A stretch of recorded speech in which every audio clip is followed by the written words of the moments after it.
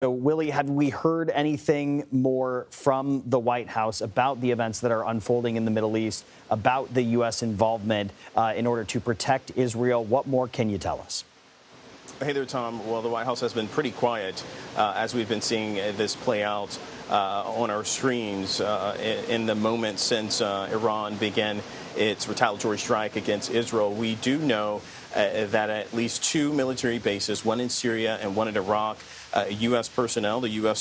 soldiers, troops, I should say, there in those bases were told to get in bunkers. They remained in bunkers for roughly an hour, and then they were let out just several moments ago. This happening in real time as we have seen those tensions between Iran and Israel play out after Israel started that preemptive strike on Iranian targets, notably targeting Iran's nuclear program and those involved with the Iranian regime's military apparatus. We do know that the president, according to sources, was informed about the Israeli preemptive strike, but that he didn't greenlight the strike. And the U.S. has said, including the Secretary of State and National Security Advisor Marco Rubio, has said that the United States was not involved in that attack against Iran, but warned Iran against attacking U.S. personnel and assets or locations in the region. We also know, as you mentioned a little bit ago, that according to a U.S. official, that the U.S. assisted Israel in thwarting those missiles that have begun to rain down on Israeli territory. We, of course, know the U.S. and the Israelis often work closely hand in hand, both militaries working together with those U.S. assets in the region there. We're waiting to hear from the White House or the president himself.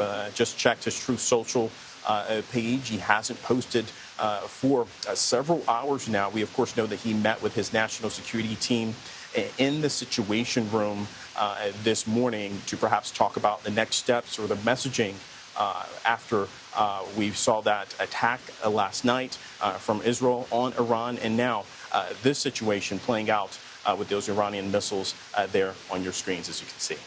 Willie, this may be something that that is beyond the scope of your reporting, but just out of curiosity, you know, U.S. officials, as you mentioned, confirmed the U.S. helped intercept Iranian missiles. Do you know anything more about that? Do you know exactly what that help looks like? Yeah, we've asked for more details in terms of how the U.S. is assisting.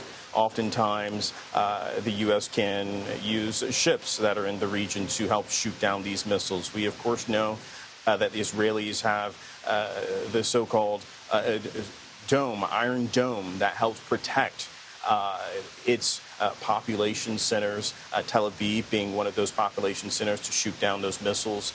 We don't yet know those fine-tuned details in terms of how the U.S. assisted Israel in shooting down these missiles, whether it was via air or from the sea or land. But we are working to get those details. But I will note that the U.S. does have several of those assets and capabilities in the region to be able to do just that, Tom. Yeah, such an important point to make. Willie James Inman at the White House for us. Willie, I want to thank you.